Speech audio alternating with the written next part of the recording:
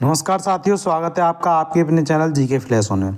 CTET paper 2 SST की हम pedagogy की आज से तैयारी स्टार्ट कर रहे हैं और इसमें हम 20 पीवाईक्यू के क्वेश्चनों को पढ़ेंगे एक्सप्लेनेशन के साथ। तो आपको एक एक क्वेश्चन कैसे उसका आंसर होगा वो जानना है। अब देखिए, मैंने लिख भी रखा है सही उत्तर क्या है ये जानना ज़रूरी नहीं है, सही उत्तर क्यों है वो जानना बहुत ज़रूरी है कि ये उत्तर पेडागोजी में हमारा हुआ क्यों। तो इसलिए हमको सही उत्तर क्या है उससे ज़्यादा ज़रूरी क्या चीज़ है, सही उत्तर क्यों है। ऐसे पढ़ेंगे तो हमारे 60 में से 60 पक्के हो जाएंगे, क्योंकि आपको पता है कि मैं आपको डेली एक 5-5 क्वेश्चन कम्युनिटी पर मिल रही है, उसकी एक सीरीज अलग चल रही है। अब हमने वहाँ से जियोग्राफी कंप्लीट कर लिया है, 1-2 चैप्टर रह गए वो भी आपको जल्दी मिल जाएंगे। अब हमें स्टार्ट करनी है हमारी पेडागोजी, जिससे हमारे ये 20 नंबर बचे हुए वो भी पक्के हो जाएं।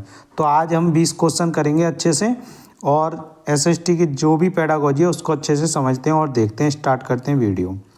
सबसे पहला क्वेश्चन दिया है, सामाजिक विज्ञान में परियोजना पद्धति में शामिल हैं। तो ये गतिविधि ये भी शामिल है, चर्चा ये भी शामिल है, प्रयोग एक्सपेरिमेंट ये भी शामिल है, वर्णन नरेशन ये शामिल नहीं है। तो इसका आंसर होगा ABC। तो आपको शुरू में ये लगेगा कि ये हमें कैसे पता पड़े, एक्टिविटी, डिस्कशन, एक्सपेरिमेंट ये तीनों के तीनों प्रोजेक्ट मेथड में शामिल हैं, जबकि नरेशन नहीं है। तो ये जैसे ही आप धीरे धीरे कुछ टाइम तक 2-4 पीवाईक्यू के आप पेडागोजी पढ़ेंगे तो आपको समझ में आ जाएगा प्रोजेक्ट मेथड में क्या होता है। अब दोबारा से कोई सा भी प्रोजेक्ट मेथड का क्वेश्चन आ जाए तो आपको ये तो कंफर्म हो गया, इसमें गतिविधि यानी एक्टिविटी, चर्चा यानी डिस्कशन, एक्सपेरिमेंट यानी प्रयोग। अब वर्णन नहीं है इसमें, नरेशन, इसलिए इसका जो आंसर होगा वो कौन सा होगा, जिसमें A, B और C ये तीनों दिए होंगे। तो ABC ये वाला आंसर है।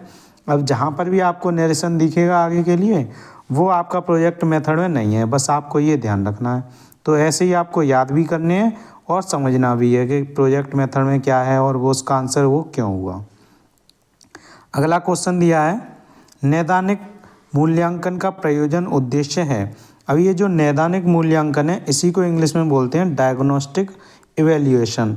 तो आपको दोनों ही वर्ड याद रखने हैं, हिंदी के भी और इंग्लिश के भी, जिसमें आपको कंफर्टेबल फील हो वो आपको अच्छे से समझ लेना है। अब इनके ये 4 ऑप्शन दिए हैं, इनमें से हमको बताना है कौन कौन से शामिल हैं। तो ए दिया है, विद्यार्थियों के लक्षणों के बारे में सूचना प्राप्त करना। तो अगर उनके लक्षण के बारे में सूचना प्राप्त होगी तब भी हम उनका निदान कर पाएंगे। विद्यार्थियों के पूर्व ज्ञान के बारे में जानना ये भी हमें जानना है। विद्यार्थियों को श्रेणी में वर्गीकृत करना ये हमें नहीं करना है, ये नेगेटिव हो गया। अगर हम उनको एक अलग कैटेगरी यानी श्रेणी इनमें बांटेंगे ये बिल्कुल गलत कहा जाता है। अगर आप विद्यार्थियों को अच्छे बुरे या बहुत होशियार हैं, ये कमज़ोर हैं पढ़ाई में, ऐसे बांटेंगे तो ये क्या है, एक तरीके का नेगेटिव इफ़ेक्ट डालेगा स्टूडेंट्स पर, इसलिए ये बिल्कुल गलत है। और विद्यार्थियों को आंकना ये भी गलत है, तो हमको उनको आंकना भी नहीं है। नैदानिक का मतलब क्या है कि उनकी जो भी परेशानी है उनको दूर करना है जानकर। तो A और B इसका सही आंसर होगा, इसलिए इसका आंसर हो जाएगा ऑप्शन 4। देखते हैं हिंदी में, तो हिंदी में भी A और B इसका सही आंसर है, इसलिए इसका आंसर हो गया ऑप्शन 4।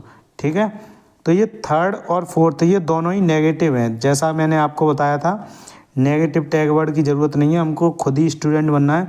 तो अगर हमें ही कोई बांटे कि ये होशियार बच्चे हैं, ये इंटेलिजेंट हैं और ये वीक हैं, ऐसे 2 अलग अलग समूह में बांट दे बच्चों को और उन्हीं एक समूह में हम हो, तो इंटेलिजेंट वाले खुश होंगे और वीकनेस वाले डिमोटिवेट होंगे।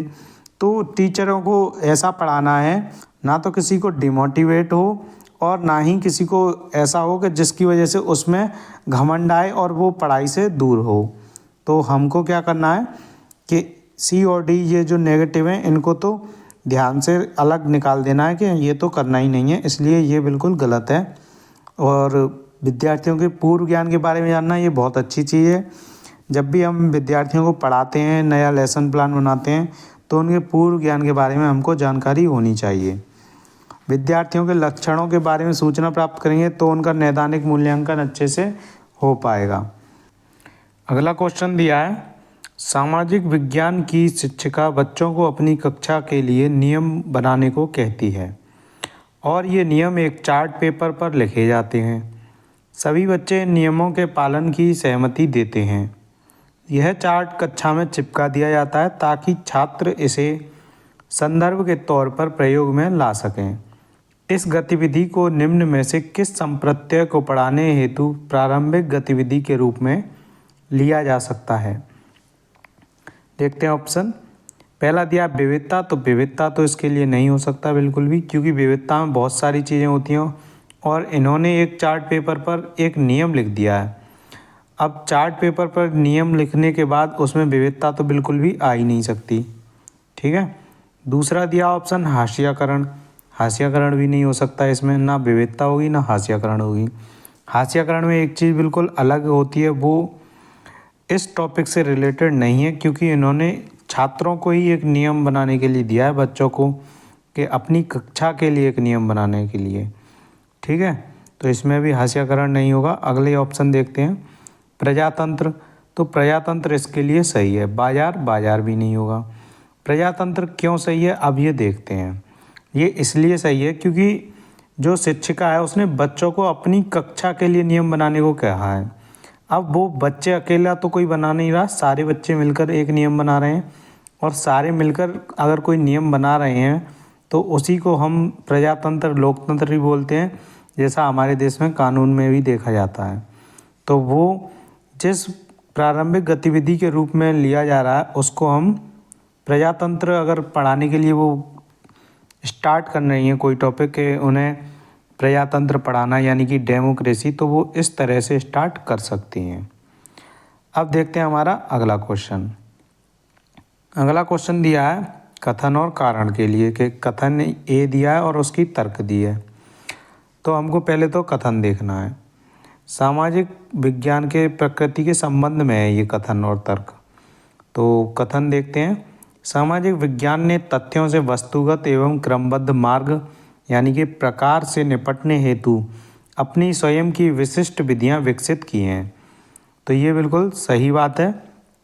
जो सामाजिक विज्ञान ने तथ्यों से वस्तुगत एवं क्रमबद्ध मार्ग, एक पहले लाइन से, और वस्तुगत को इंग्लिश में क्या बोलेंगे, ऑब्जेक्टिव, यानी कि एक चीज़ से, एक ही चीज़ के ऊपर पूरी तरह से डिपेंडेंट होना।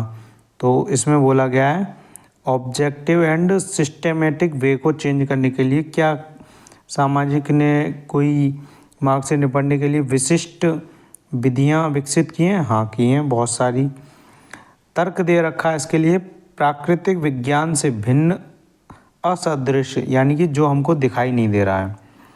सामाजिक विज्ञान में लोकप्रिय भावनाओं के दबाव से तथ्यों के अवलोकन एवं विश्लेषण को पृथक करना कठिन है।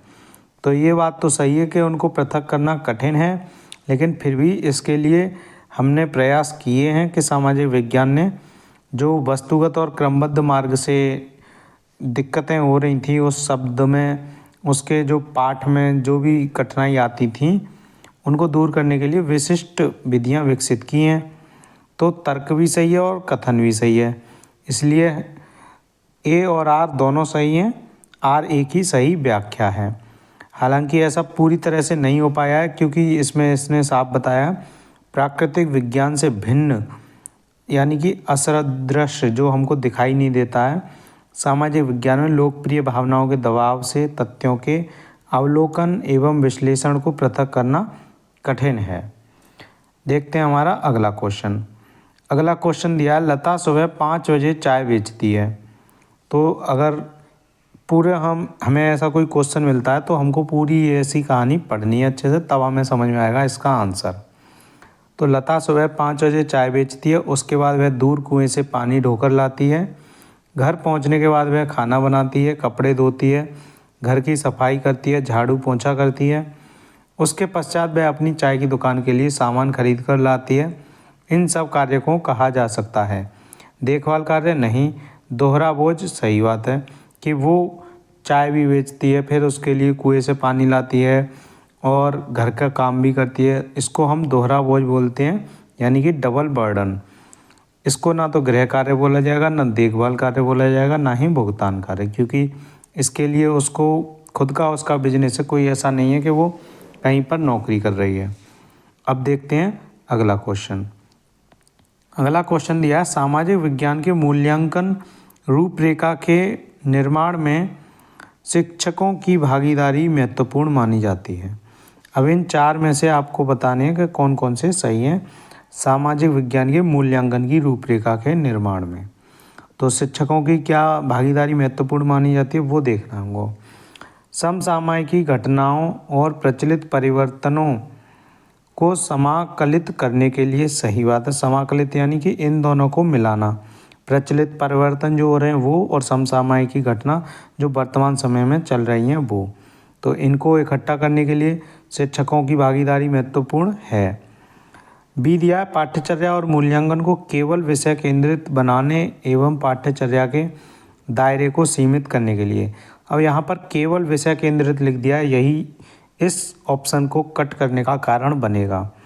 इसके अलावा और अगर केवल न लगाकर ये पूछते कि केंद्रित बनाने, विषय केंद्रित बनाने, तब भी विषय केंद्रित गलत है। सिर्फ और सिर्फ विषय केंद्रित के लिए थोड़ी है शिक्षकों की भागीदारी। अगला ऑप्शन दिया है सी, केवल शिक्षकों को एक संसाधन के रूप में इस्तेमाल कर समय, श्रम और धन की बचत करने के लिए, ये भी गलत है।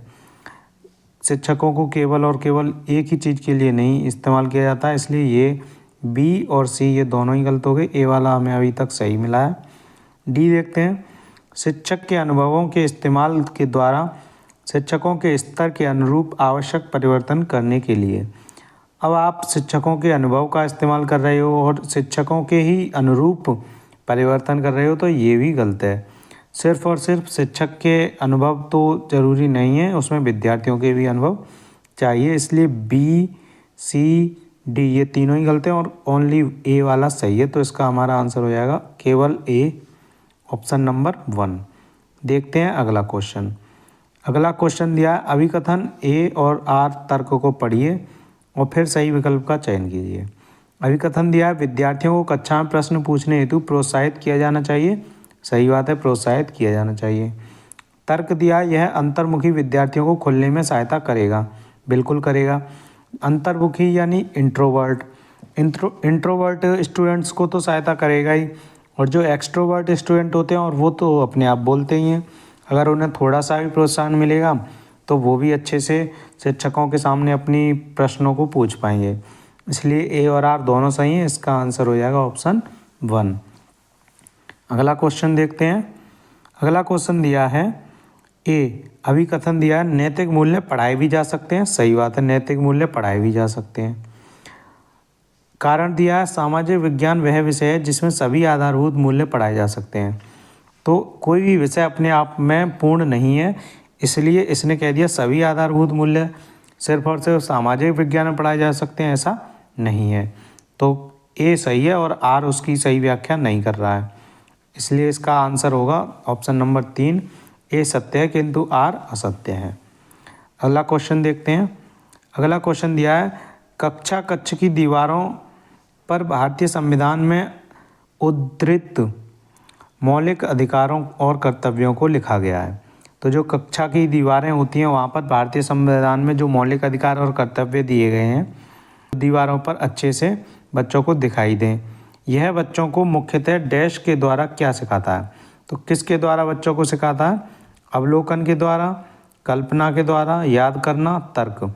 याद तो करवाना ही गलत है, तो ये वाला ऑप्शन कट गया। तर्क इस पर कर नहीं सकते बच्चे क्योंकि दीवार पर लिखे हैं, तो इसमें तर्क करने की तो कोई बात ही नहीं है क्योंकि ये मौलिक अधिकार और कर्तव्यों की बात है। कल्पना करने की ज़रूरत नहीं है, तो ये अवलोकन की दर्शा रहा है क्योंकि उनको हर समय दीवार पर लिखा हुआ दिखाई देगा कि ये मौलिक अधिकार हैं और ये कर्तव्य हैं। तो वो बच्चे ऑब्जर्वेशन से सीखेंगे कि हमारे देश के या हमारे भारतीय नागरिकों के मौलिक अधिकार और उनके कर्तव्य क्या हैं। तो उनको बार बार जो चीज़ दिखाई देगी उसको हम अवलोकन में देखेंगे। अगला क्वेश्चन दिया है, निम्न में से क्या एक परियोजना कार्य, अब ये परियोजना कार्य यानी प्रोजेक्ट मेथड दोबारा आ गया। निम्न में से क्या एक परियोजना कार्य जिससे छात्रों को प्रामाणिक वास्तविक दुनिया की समस्या समाधान के द्वारा अर्जित किया जा सकता है? तो वास्तविक दुनिया की समस्या समाधान के द्वारा क्या चीज़ अर्जित किया जा सकता है वो हमको देखना है। तो इसका ऑप्शन दिया है समालोचनात्मक सोच और कौशल का विकास। तो ये सही है, समालोचनात्मक यानी कि क्रिटिकल थिंकिंग उनकी जो है स्किल वो डेवलप होगा इससे। परियोजना यानी प्रोजेक्ट मेथड से अगर छात्रों को प्रामाणिक वास्तविक दुनिया की समस्या समाधान के द्वारा उनको जो ज्ञान दें वो। बी दूसरा ऑप्शन दिया है विषय ज्ञान और कौशलों में सुधार। तो विषय ज्ञान की तो कोई ज़रूरत ही नहीं है, बच्चों को हम सिर्फ और सिर्फ विषय के ज्ञान के लिए प्रोजेक्ट मेथड नहीं कराते। रचनात्मक और नवीनता में वृद्धि। रचनात्मकता तो ठीक है लेकिन नवीनता में वृद्धि इससे नहीं होती है, ये ऑटोमेटिक होती है बच्चे में खुद का ज्ञान का निर्माण करने के बाद। तो इसको प्रोजेक्ट मेथड की सहायता से हम नहीं करवाते। फोर्थ ऑप्शन दिया है सहयोग और टीम वर्क को बढ़ावा देना। तो सहयोग और टीम वर्क ये दोनों ही बढ़ेंगे अगर उनमें समालोचनात्मक कौशल का विकास होगा। और जो समस्या समाधान की बात की गई है ये बच्चों में एक साथ ऐसा नहीं कि उनके सहयोग को बढ़ाने के लिए की गई है। समस्या समाधान अकेले हर एक व्यक्ति यानी कि शिक्षार्थी के खुद के व्यक्तिगत के लिए की गई है, जो भी विद्यार्थी होगा उसके व्यक्तिगत डेवलपमेंट के लिए बात की गई है इसकी। तो इसका आंसर होगा ऑप्शन 1 समालोचनात्मक सोच एवं सोच कौशल का विकास। इसको एक बार इंग्लिश में और देख लेते हैं, development of critical thinking skill. तो ये इसका आंसर बिल्कुल सही होगा। और ये देखिए promotion of collaboration and team work और कोलेब्रेशन का प्रोजेक्ट जो प्रमोशन है उसको करने के लिए real world problem solving task नहीं दिए जाते प्रोजेक्ट मेथड में। उसके लिए तो कोई ऐसा टास्क दिया जाएगा जो बच्चे आपस में मिलकर करें। अब अगला क्वेश्चन देखते हैं, सामाजिक विज्ञान में एक अच्छी तरह से तैयार किया हुआ पोर्टफोलियो को।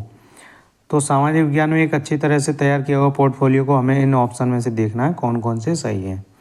ए उद्देश्यपूर्ण व व्यवस्थित होना चाहिए, ये तो हर एक चीज़ को होना ही चाहिए, चाहे पाठ हो, पोर्टफोलियो हो, रूब्रिक्स हो, कुछ भी हो।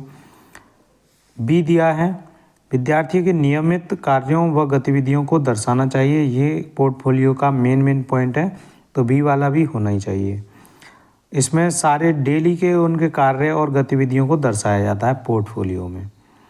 अब अगला ऑप्शन देखते हैं, मुख्यतः रिपोर्ट कार्ड बनाने पर केंद्रित होना चाहिए। तो ये जो सी ऑप्शन है ये नेगेटिविटी दर्शा रहा है। विद्यार्थियों को पोर्टफोलियो जो हम बनवाते हैं वो उनके ज्ञान में क्या क्या सुधार हो रहे हैं, क्या वो डेली कर रहे हैं जिससे उनको और अच्छा सिखाया जा सके, उसके लिए होते हैं, ना कि उनके रिपोर्ट कार्ड पर केंद्रित होता है वो। डी ऑप्शन दिया है विद्यार्थी के कार्यों का लंबे समय का संग्रह होना चाहिए। तो जितने ज़्यादा समय का विद्यार्थियों के कार्यों का संग्रह होगा उतना ही अच्छा हमारा पोर्टफोलियो बन पाएगा। तो ए, बी और सी, डी ये तीनों ऑप्शन इसके जो पोर्टफोलियो की परिभाषा है उसको एक तरीके से दर्शा रहे हैं, और सी वाला ऑप्शन इसका जो परिभाषा में नहीं है उसको दर्शा रहा है। तो इसका ये सी वाला तो आंसर नहीं होगा, ए, बी और डी। इसमें देखिए फोर्थ में दिया है ए, बी और डी, तो इसलिए इसका आंसर हो जाएगा 4। अब हमें अगर पोर्टफोलियो के बारे में ये तीनों चीज़ें पता हैं तो हमें उसके बारे में आंसर लगाने में कोई दिक्कत नहीं होगी। अगला क्वेश्चन दिया, आप अपने क्षेत्र में भूकंप पीड़ित व्यक्तियों की वास्तविक व सही स्थिति के बारे में जानकारी एकत्र करने के लिए किस विधि का प्रयोग करेंगे। तो भूकंप पीड़ित व्यक्तियों की वास्तविक और सही स्थिति के बारे में जानकारी एकत्रित करने के लिए जिस विधि का प्रयोग किया जाएगा वो खोजबीन और पूछताछ नहीं होगी, क्योंकि खोजबीन और पूछताछ करते हैं हम अगर कोई चीज़ें हमें ढूंढनी हो, किसी के बारे में नई जानकारी चाहिए। लेकिन भूकंप पीड़ित व्यक्तियों की वास्तविक और सही स्थिति जानने के लिए खोजबीन और पूछताछ विधि नहीं होगी। इसके लिए हमें क्या करना पड़ता है, सर्वेक्षण। सर्वे करते हैं कि कैसे कैसे भूकंप पीड़ित थे और उनकी वास्तविक और सही स्थिति क्या थी, उसको हम सर्वे यानी सर्वेक्षण विधि के द्वारा एकत्रित करेंगे। परियोजना विधि इसके लिए नहीं होगी, समस्या समाधान विधि इसके लिए ये भी नहीं होगी। तो कन्फ्यूजन अगर किसी को होना था वो होना था इंक्वायरी मेथड में और सर्वे मेथड में। तो अगर हमको ऐसे कोई भी जानकारी चाहिए होती है जैसे भूकंप पीड़ित व्यक्तियों की वास्तविक और सही स्थिति, तो ये एक तरीके से डाटा कलेक्ट करने की बात हो रही है। तो इसलिए इसका आंसर हो जाएगा ऑप्शन 2 सर्वेक्षण। सर्वे करते हैं तब हमको ऐसी जानकारियाँ मिलती हैं। और ये जो तीनों हैं, खोजबीन और पूछताछ विधि, परियोजना विधि, समस्या समाधान विधि, ये हर एक तीनों के तीनों ये विद्यार्थी के पर्सनल जो उसके पर्सपेक्टिव, उसका ज्ञान, उसकी नॉलेज बढ़ाने के लिए किए जाते हैं। और जबकि सर्वेक्षण विधि इसमें जानकारी इकट्ठे करने की बात की जा रही है कि आप अपने क्षेत्र के भूकंप पीड़ित व्यक्तियों की वास्तविक और सही स्थिति के बारे में जानकारी एकत्रित करने के लिए किस विधि का प्रयोग करेंगे, तो उसके लिए हमेशा सर्वेक्षण विधि का प्रयोग करेंगे। अगला क्वेश्चन देखते हैं। अगला क्वेश्चन दिया है, निम्नलिखित में से कौन सी मूल्यांकन विधि सबसे ज़्यादा उपयुक्त होगी जबकि छात्र छोटे छोटे समूहों में काम कर रहे हों और छात्रों का अलग अलग मूल्यांकन करना हो। अब छात्रों का अलग अलग मूल्यांकन करना हो और छोटे छोटे समूह में काम भी कर रहे हैं, तब कौन सी विधि सबसे ज़्यादा अच्छी होगी? तो इसमें ऑप्शन देखते हैं रूब्रिक्स। रूब्रिक्स सबसे अच्छी मेथड मानी जाती है। इसमें पोर्टफोलियो की तरह सब कुछ देखा जाता है। बी दिया है बहुविकल्पीय प्रश्न। बहुविकल्पीय प्रश्न भी दे सकते हैं, लेकिन छोटे समूह में वो काम कर रहे हैं और अलग अलग उनका मूल्यांकन भी हम कर सकते हैं। ठीक है, तो इसलिए बी भी इसका आंसर सही होगा। सी दिया है मौखिक प्रस्तुतिकरण। अब मौखिक प्रस्तुतिकरण तो छात्रों का हो नहीं पाएगा क्योंकि छोटे छोटे समूह में वो काम कर रहे हैं, तो इसमें तो बहुत ज़्यादा समय लगेगा और परेशानियों का भी सामना करना पड़ेगा छात्रों को। तो सी वाला मौखिक प्रस्तुतिकरण नहीं होगा। डी पोर्टफोलियो ये तो होगा ही होगा। तो ए रूब्रिक्स, डी पोर्टफोलियो, बी बहुविकल्पीय प्रश्न, ये तीनों ही इसके आंसर होने चाहिए। अब इसमें ऑप्शन में ए बी डी एक साथ दिए नहीं हैं। ए और बी दिया है, बी और सी दिया है। सी वाला तो होगा ही नहीं, तो ये दूसरा नहीं होगा। तीसरा ए में सी और डी दिया है, सी नहीं होगा, इसलिए तीसरा भी नहीं होगा। ए और डी ये भी हो सकता है चौथा, और पहला भी हो सकता है। अब इसकी जो आंसर की है उसमें इसमें बताया गया है कि पहला और चौथा जिसने लगाया है उसका सही आंसर है। तो जिसने पहला और चौथा आंसर लगाया है उसका सही माना गया है। तो ये क्वेश्चन ही उनसे गलत बना है पेपर वालों से। ये जुलाई 2024 का हम PYQ कर रहे हैं। ठीक है, तो इसमें ये गलती थी। इसको उन्होंने दोनों ही जिन्होंने ऑप्शन लगाए हैं दोनों का सही माना है। जिसने रूब्रिक्स, क्योंकि रूब्रिक्स तो होगा ही होगा, इसलिए ए पहले में भी आ रहा है और चौथे में भी आ रहा है। अब पोर्टफोलियो भी होगा। एक बार को आप ज़्यादातर विद्यार्थियों ने 4 नंबर लगाया होगा कि रूब्रिक्स और पोर्टफोलियो, लेकिन बहुविकल्पीय प्रश्न भी छोटे छोटे समूह में अगर विद्यार्थी काम कर रहे हो तो उनका मूल्यांकन अलग अलग हम कर सकते हैं बहुविकल्पीय प्रश्न के द्वारा, जैसा कि अभी हम सब करते हैं। आज के समय में बहुविकल्पीय प्रश्नों का प्रयोग बहुत किया जा रहा है मूल्यांकन के लिए। अगला क्वेश्चन देखते हैं अब हम। विविधता विषय पर कार्य देने हेतु एक अध्यापिका अपने कक्षा के 30 विद्यार्थियों को छोटे छोटे समूह में बांटना चाह रही है। निम्नलिखित में से समूह निर्माण का कौन सा तरीका सबसे उचित होगा, यानी सबसे बेस्ट होगा? तो अगर विविधता विषय पर कार्य देने के लिए अध्यापिका 30 विद्यार्थियों को छोटे छोटे समूह में बांटेगी, तो कैसे बांटेगी? पहला ऑप्शन दिया है विद्यार्थियों की सुविधा अनुसार। गलत। विद्यार्थी तो अपनी सुविधा अनुसार इतने छोटे छोटे हैं, कुछ भी वो इतना नहीं जानते हैं जो अपनी सुविधा अनुसार सही कर पाएँ। तो शिक्षिका को अपनी जो जिम्मेदारी हैं उनको सिर्फ और सिर्फ विद्यार्थियों के ऊपर नहीं थोपना है, उसको भी तो कुछ उसमें अपनी भागीदारी देनी चाहिए, इसलिए पहला गलत हो जाएगा। आगे से पीछे के क्रम में बैठने के क्रम के अनुसार ये भी गलत हो गया। कोई भी एक फिक्स नहीं होता कि आप आगे से पीछे बैठेंगे, पीछे से आगे बैठेंगे, और ऊपर से 30 विद्यार्थियों के छोटे छोटे समूह में बांटना है। अगला ऑप्शन दिया है विद्यार्थी के पिछली परीक्षा में आए अंकों के घटते क्रम में। ये तो सबसे ही गलत हो गया। सबसे ज़्यादा गलत चीज़ होती है अगर उनको उनके अंकों के आधार पर, रिजल्ट के आधार पर, उनकी बुद्धिमत्ता के आधार पर बांटा जाए। ये सबसे ज़्यादा गलत प्रभाव डालता है विद्यार्थियों पे। और चौथा ऑप्शन दिया है विषम यादृच्छिक समूह जो किसी खेल पर आधारित हो। तो खेल पर भी आधारित है और विषम यादृच्छिक यानी कि कहीं से भी कोई सा भी कैसा भी विद्यार्थी आराम से 2-3 विद्यार्थियों का समूह वो बना दे, तो ये सबसे बेस्ट होगा, जिससे कि उनमें कोई भी भेदभाव की भावना नहीं आ पाएगी। तो इसका आंसर ऑप्शन नंबर 4 बिल्कुल सही हो गया। देखते हैं अब हम हमारा अगला क्वेश्चन। अगला क्वेश्चन दिया निम्नलिखित में से कौन सी स्थिति किसी विद्यालय में लिंग तटस्थ वातावरण का उदाहरण है? लिंग तटस्थ यानी कि एक तरीके से रूढ़िवादिता की बात करेगी। इंग्लिश में देख लेते हैं इसी को। तो इंग्लिश में दिया है which of the following should be considered age gender neutral atmosphere in A school. तो जेंडर न्यूट्रल एटमॉस्फेयर की बात कर रहे हैं। तो लिंग तटस्थ वातावरण, इसमें रूढ़िवादिता ना हो ऐसे हमको ऑप्शन ढूंढने हैं। न्यूट्रल का मतलब क्या है? ना तो लड़के की बात की जाएगी ना लड़की की बात की जाएगी, दोनों की समानता से बात की जाएगी। तो अब देखते हैं हम हमारे इसमें ऑप्शन दिए हुए हैं उनको। तो ए ऑप्शन दिया है लड़कियों के द्वारा एक समूह के द्वारा रंगोली बनाना, ये तो गलत बात हो गई। लड़की और लड़के दोनों की बात करनी है हमको, जब ही लिंग तटस्थ के वातावरण का उदाहरण मिलेगा हमें। तो यहाँ सिर्फ लड़कियाँ रंगोली बनाती हैं ऐसा कुछ नहीं होगा, इसलिए ए गलत हो गया। लड़कों के समूह के द्वारा वार्षिक उत्सव में मदद करना, ये भी गलत। ऐसी बात बतानी है जिसमें लड़के और लड़कियों की एक साथ बात हो, ऐसा ना हो, ऐसा महसूस नहीं होना चाहिए कि ये काम सिर्फ लड़के करेंगे, ये काम सिर्फ लड़कियाँ। लड़कियों के द्वारा नृत्य प्रतियोगिता की तैयारी करना, तो जो लड़की हैं वो नृत्य प्रतियोगिता की तैयारी करें, ये भी गलत हो गया। डी दिया है लड़कों के समूह द्वारा अतिथियों के जलपान की व्यवस्था करना, ये सही है। लड़कों के एक समूह के द्वारा अतिथियों के जलपान की व्यवस्था हम करेंगे तो इससे लगेगा कि हाँ लड़के भी ऐसा काम करते हैं, जिससे कि लिंग तटस्थ यानी कि न्यूट्रल बात होगी। तो इसमें दिया है ये बी और डी सही आंसर, तो डी वाला तो सही है जबकि बी वाला सही नहीं है।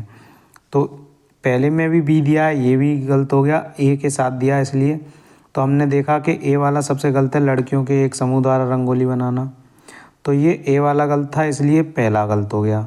बी और सी वाला बिल्कुल गलत है क्योंकि लड़कियां ज़्यादातर नृत्य करती हैं तो उनके द्वारा नृत्य प्रतियोगिता की तैयारी करना, ये भी गलत हो गया। तीसरा दिया ए और सी लड़कियों के द्वारा रंगोली बनाना, फिर वही बात आ गई कि लड़कियां ही रंगोली बनाएंगी, तो ये भी गलत। और सी लड़कियों के द्वारा नृत्य प्रतियोगिता, तो ये भी गलत। तो अगर इन चारों में से हमको बेस्ट ढूंढना हो तो वो हमको फोर्थ मिल रहा है, बी और डी जिसमें दिया है। बी में लड़कों के समूह द्वारा वार्षिकोत्सव में मदद करना। ज़्यादातर देखा जाता है कि जो वार्षिकोत्सव होते हैं उनमें लड़कियां ही मदद करती हैं, इसलिए इसने इसका आंसर बी वाला सही माना है। तो बी और डी ये दोनों ही चीज़ हमने ऐसी समाज में एक तरीके से प्रक्रिया बना रखी है कि ये काम लड़कियों का, ये काम लड़कों का है। उसके विपरीत जो हमें दिख रहा है यही बताएगा कि लिंग न्यूट्रल यानी लिंग तटस्थ के जो जेंडर न्यूट्रल है वो कहाँ दिख रहा है इन दोनों में। तो बी और डी इसका सही आंसर माना जाएगा, ऑप्शन फोर्थ। देखते हैं अगला क्वेश्चन।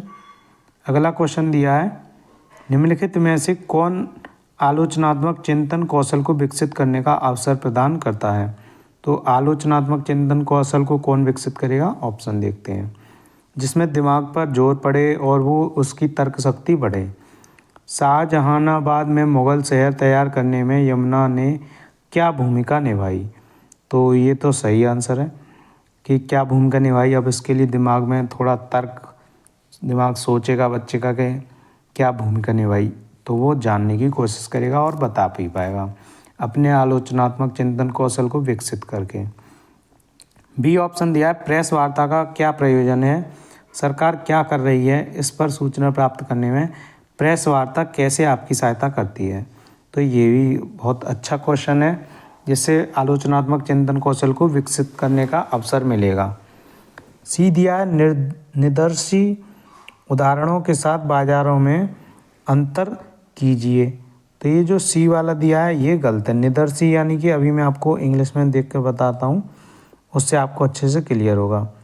तो सी वाला दिया है डिफ्रेंशिएट मार्केट्स विद इलिस्ट्रेटिव एग्जाम्पल, यानी कि जिनमें भ्रम पैदा होता है, इलिस्ट्रेटिव जो आपको दिखाई नहीं देते हैं, उन उदाहरणों के साथ बाज़ारों में अंतर आपको बताना है। तो उनसे बताना।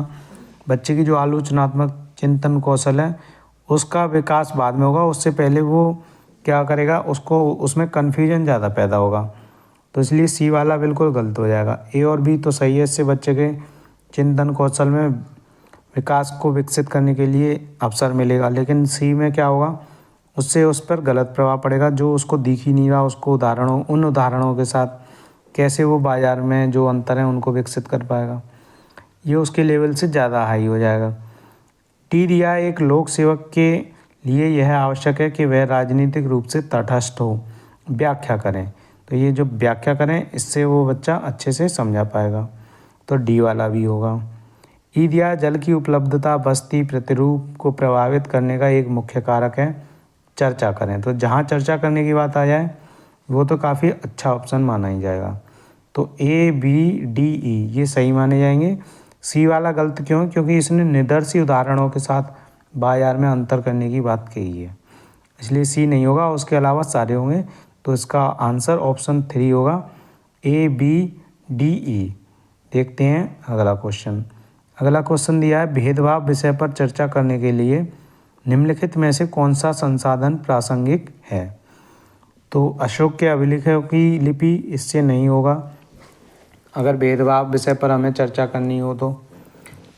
दूसरा दिया है मानव अधिकारों की वैश्विक घोषणा, इससे भी नहीं होगा। तीसरा दिया है BR अम्बेडकर के भारत लौटने के पश्चात रहने हेतु स्थान ढूंढने के अनुभवों का वृत्तांत। तो ये वाला सबसे बेस्ट है अभी तक के इन दोनों में, जो कि हमारे दोनों ही गलत थे, क्योंकि उसमें सीधे सीधे कोई भी चीज़ याद करी हुई देखनी थी। अब यहाँ पर जो वृत्तांत का वर्णन हुआ है, अनुभवों का वृत्तांत बात की गई है, तो ये बच्चों के लिए समझने में आसान होगा और इस पर वो भेदभाव पर चर्चा भी कर पाएंगे। एक विज्ञापन में कपड़े धोती हुई महिला को दर्शाना, इससे उनके समझ में कुछ नहीं आएगा उतना अच्छे से, जितना अच्छे से इससे आएगा कि उन्होंने BR अम्बेडकर के भारत लौटने के पश्चात जो रहने हेतु स्थान ढूंढने के अनुभवों का वृत्तांत बताया वो। तो इसका आंसर हो जाएगा ऑप्शन 3। अगला क्वेश्चन देखते हैं, इसमें सही मिलान दिए हैं। अब आपको क्या करना है, जो जो आपको सरल सरल याद है वो आपको पहले मिलानी। जैसे चर्चा का सुनना, राय व्यक्त करना, दूसरों से पता लगाना। तो सबसे पहले आपने A का 4 देखा, तो ये 4th ऑप्शन हट जाएगा और फर्स्ट में ही हो सकता है, सेकंड भी और थर्ड भी। इसके बाद अवलोकन में देखना होता है, तो वर्णन, चित्रपठन, आरेखन, रिपोर्टिंग भी हो गया। तो B का थर्ड वाला किस किस में है, एक तो थर्ड ऑप्शन में है और एक फर्स्ट ऑप्शन में है। इसलिए अब इन फर्स्ट और थर्ड में से एक रह गया, या तो फर्स्ट होगा या थर्ड, सेकंड भी हट गया और फोर्थ भी हट गया। अब देखते हैं C का नियामक सरोकार। तो आप ये शब्द पहली बार सुनेंगे तो थोड़ा कन्फ्यूज होंगे, इसलिए अब देखेंगे D का स्पष्टीकरण का। तो D का मिलता है हमको तार्किक संबंध बनाना या भिन्न क्षमता के प्रति संवेदनशीलता, पर्यावरण के प्रति चिंता प्रदर्शित करना। तो अगर हम चिंता प्रदर्शित करेंगे तो ये स्पष्टीकरण थोड़ी होगा, स्पष्टीकरण में तार्किक संबंध बनाना बेस्ट होगा। इसलिए D का सेकंड इसमें दिया है फर्स्ट वाले में, तो थर्ड वाला भी हट गया। तो आपको सीधे सीधे ऐसे आंसर मिल गया, बिना ये जाने कि नियामक सरोकार का मतलब क्या होता है, क्योंकि वो तो लास्ट में रह जाएगा, तो उसका आंसर आप आसानी से लगा लेंगे। अब देखते हैं अगला क्वेश्चन। अगला क्वेश्चन दिया है कथन और कारण में। तो कथन दिया है, प्राकृतिक विज्ञान सामाजिक विज्ञान से श्रेष्ठ है और यह होनहार विद्यार्थियों का क्षेत्र है। अब होनहार विद्यार्थियों के लिए तो कोई विषय बनाया नहीं गया है, तो यहीं से ये क्वेश्चन गलत हो गया। हर एक विषय सभी तरीके के विद्यार्थियों के लिए बनाया जाता है, तो आपको कन्फ्यूजन होने की ज़रूरत नहीं है कि होनहार विद्यार्थियों के लिए कोई विषय बनाया गया है। यहाँ पर विद्यार्थियों को तो बांटा ही नहीं जाएगा किसी भी तरह से। अगर आप पेडागोजी की बात करेंगे वहाँ तो बिल्कुल भी नहीं। अगर फैक्ट में कोई पूछ ले तो हो भी सकता है, लेकिन ऐसे बिल्कुल नहीं होगा। B ऑप्शन दिया है, सामाजिक विज्ञान सामाजिक, सांस्कृतिक और विश्लेषण कौशलों को प्रदान करने के लिए आवश्यक है, जो वर्धमानीय यानी कि किसी को बढ़ाना, इंक्रीजिंग करना। तो जो वर्धमानीय स्वतंत्र विश्व में समन्वय बैठाने के लिए आवश्यक है। तो ये सही बात है, B वाला हमारा बिल्कुल सही है। तो A असत्य है किंतु B सत्य है, इसलिए ऑप्शन नंबर 4 इसका सही आंसर हो जाएगा। अगला क्वेश्चन देखते हैं, निम्नलिखित में से कौन से प्रश्न संज्ञानात्मक प्रक्रिया के विश्लेषणात्मक पक्ष को आंकते हैं। तो संज्ञानात्मक प्रक्रिया यानी कि कॉग्निशन, यानी कि हमारे जो माइंड है, ब्रेन है, उससे डेवलपमेंट, उसके एनालिसिस के पक्ष को कैसे आंकेंगे। तो ऐसे क्वेश्चन देखने हैं हमको। वे राष्ट्रीय पाठ्यचर्या उद्देश्य क्या हैं जिनको धरोहर संबंधी परियोजनाओं के द्वारा संपादित उपार्जित किया जा सकता है। तो ये वाला बिल्कुल सही है। इस प्रश्न के द्वारा संज्ञानात्मक प्रक्रिया के विश्लेषण पक्ष को आंक सकते हैं हम। B दिया है, इतिहास की विधियाँ A, B कला एवं प्रबंधन अध्ययनों के शोध में कैसे सहायक हैं, ये भी सही है। C दिया है, विविध भारती कार्यक्रमों को कितनी क्षेत्रीय भाषाओं एवं स्थानीय बोलियों में प्रसारित किया गया था। अब ये जो पूछ रहा है कितनी, तो ये तो फैक्ट की बात होगी, इसलिए ये वाला जो संज्ञानात्मक प्रक्रिया है इसके विश्लेषण पक्ष को नहीं आंक पाएगा, इसलिए C वाला नहीं होगा। D दिया है, आपके द्वारा देखे गए 2 ऐतिहासिक धारावाहिकों की समीक्षा लिखिए। तो ये भी सही है, D वाला, D भी होगा।